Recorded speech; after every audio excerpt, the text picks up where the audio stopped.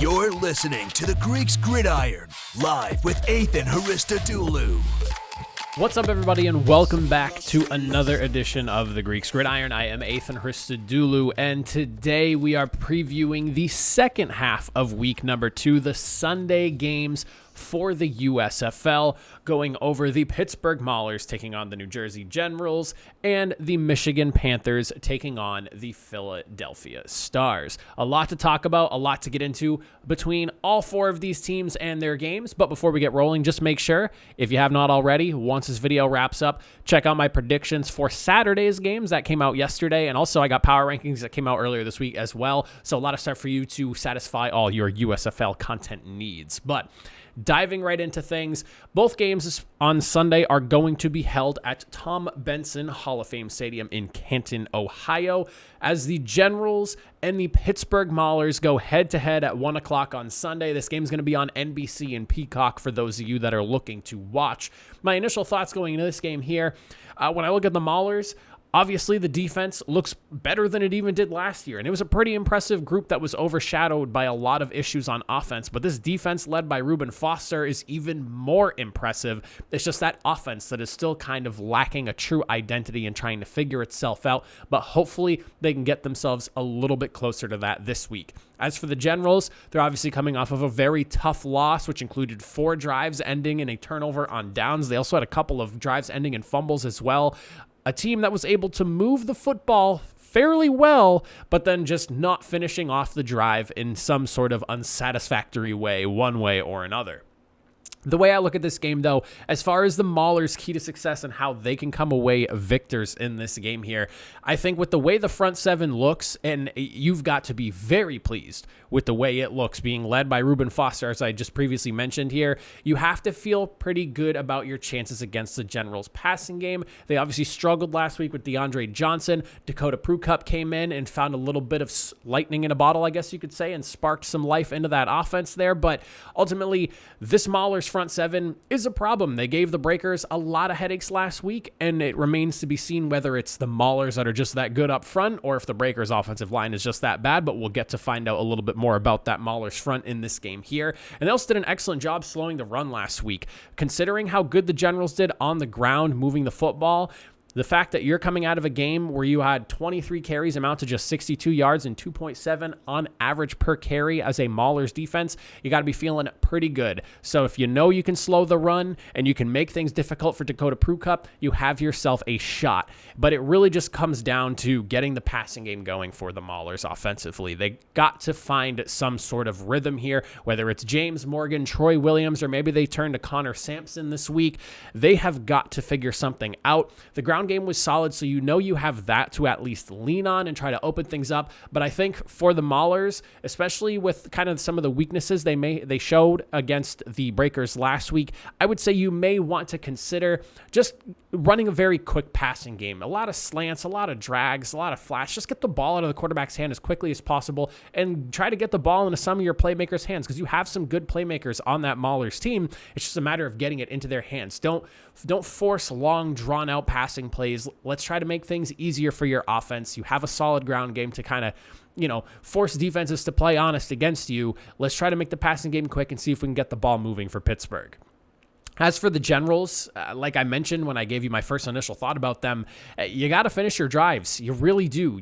Turning the ball on downs 4 times in one game is crazy. On top of that, couple of fumbles to boot, and you're looking at 6 drives that are just flat out erased by either poor play calling, execution, or a mistake being made by a player or two. So with that, finish off your drives, lean into Dakota Prukop this week, and see what he can bring to the table. It was clear once he got into the game, the Generals had a little momentum going their way, and he brought a spark to that team. You also have wide receiver Cam Eccles-Looper, who stepped in and looked pretty nicely. The return specialist turned receiving threat now, and you obviously have your dual threat running back setup of Darius Victor and Kingston Davis. You got to feel pretty good about the way your offense at least looked towards the back half of that game and how much you're moving the ball. It's just a matter of finishing off those drives. If I'm the Generals, you chalk it up to just really, really unfortunate circumstances this week. Try to roll it back into run it back into what you were doing last week in the second half of that game once Prukop came in. and just kind of go from there and see where it takes you. Obviously, you have a really tough matchup on defense against that Maulers group, but you already went up against a tough defense in the Birmingham Stallions last week. You're battle tested at the very least, so hopefully you're a little bit more prepared to go up against another stiff defense this week. And as for what they need to do on defense, realistically, just bring the pressure. Both Maulers quarterbacks struggled last week, and they did not have very successful outings. And like I said, it's kind of up in the air, I guess you could say, as to who we end up seeing as quarterback one for this week. Just try to make it tough for them.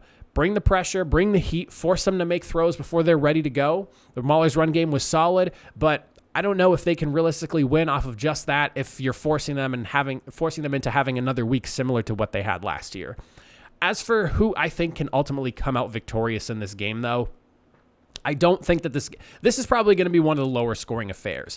Not because I don't necessarily believe in what the Generals found last week late in the game in their offense. It's just there were way too many mistakes being made. And on top of that, I feel like there was a real strong and general consensus that you were going to see DeAndre Johnson week one last week for the Stallions. So once Prukup came in, and you were kind of unsure of what you were going to get out of him being a young 23-year-old guy, not necessarily knowing what you'll see from him. It maybe caught the Stallions off a little bit by surprise. Maulers will obviously have a little tape to work with now going into this week, and it's also a good defense. I think that we're probably not going to see a very high-scoring game from this. And then you couple with the fact with the offense that the Maulers fielded last week. Again, running game was solid, and that was about it, you could say, with them. So I'm expecting a lower scoring affair. I have the Generals winning 19-17. It's going to be a knockout, drag-out fight.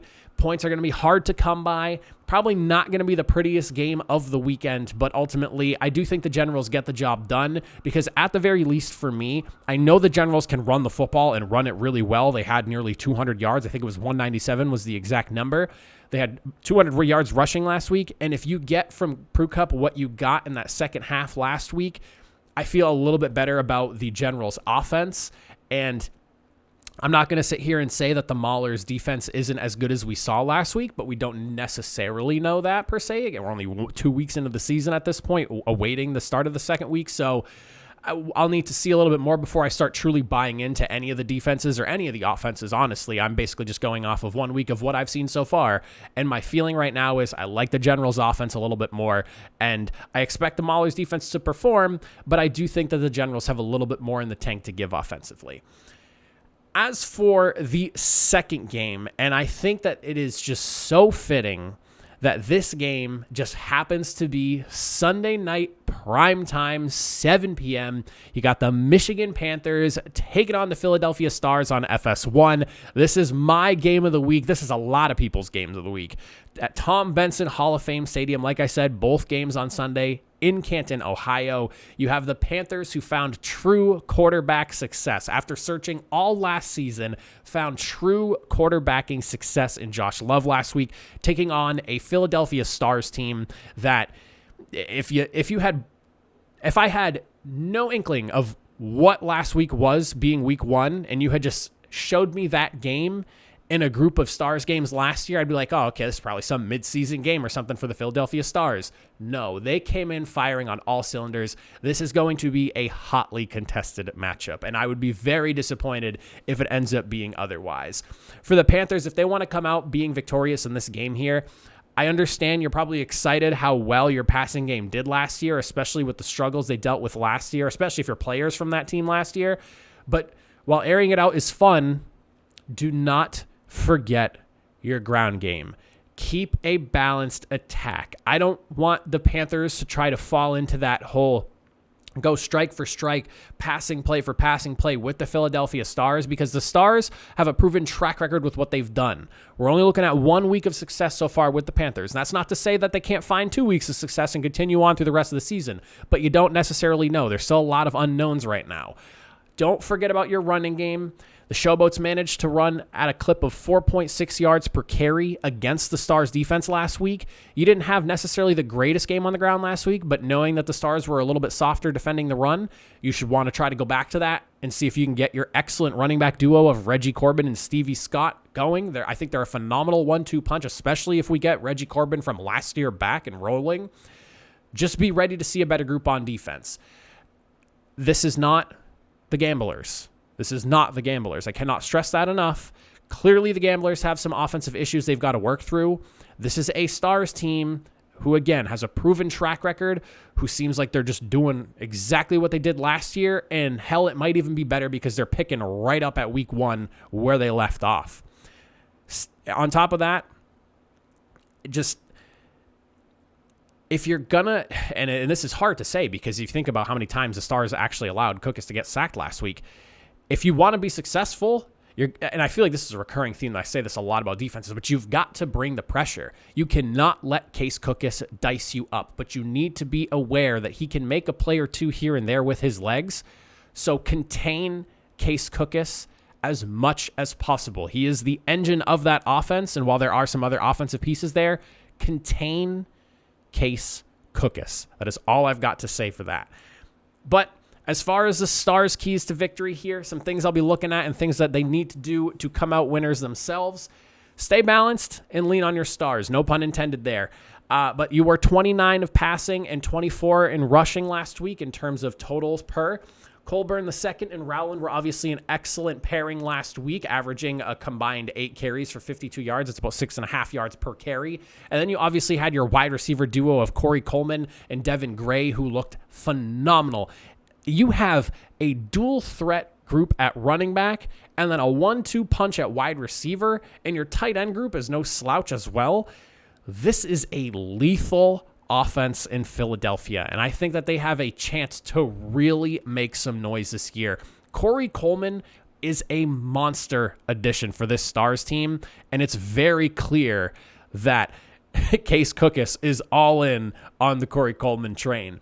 As for the defense, they got to play a full 4 quarters for this one here. They had a really strong first half. You know, obviously the Channing Stribling with the early interception to kind of swing things the Stars' way immediately.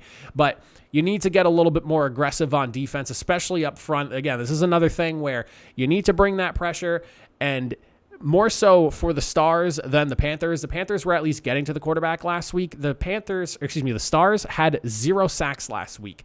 You have got to get to the quarterback and make things tough for Josh Love, because there's clearly some talent over there in Michigan compared to what we saw last year. Wide receiver Joe Walker, a guy that I mentioned earlier in the preseason, I guess lead up or so, or not preseason because there was no preseason, but during the lead up into the season, during like the training camp time, I talked about him being, 6'3", 197 pounds. He is like prototype big man, good athleticism wide receiver, and he was clearly a problem last week. So with that in mind, bring the pressure. Do not let guys like Joe Walker make plays for you make plays for the Panthers in the passing game. You have to force Josh Love to get the ball out quickly and sooner than he wants to, because he will make you pay just based off what we've seen so far. But as for who I want to see come out victorious in this game and who I think is going to walk away with a 2 in the win column, it is going to be the Philadelphia Stars. I was this close to picking the Michigan Panthers on this one here, but the one thing that kind of allowed me to lean more so Stars than Panthers in this one was, one, the really strong running game that the Stars showed last week. Again, I mentioned their lead running backs averaging 6.5 yards a carry, really promising stuff, but it also comes down to just how good from start to finish the offense was for the Stars.